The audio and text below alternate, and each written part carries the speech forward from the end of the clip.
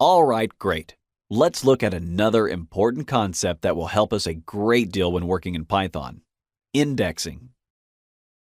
This is a technique we'll use frequently later in the course, especially when we focus on Python's application in the world of finance.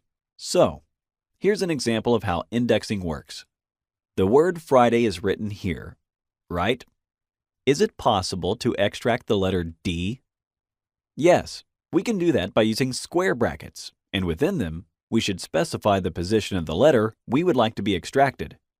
A very important thing you should remember is that in Python, we count from 0, not from 1.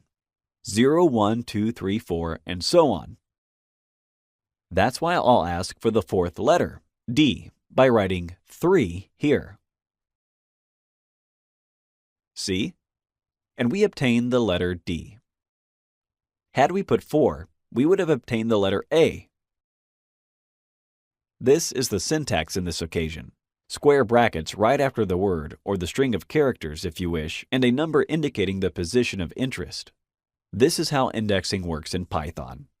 Thanks for watching.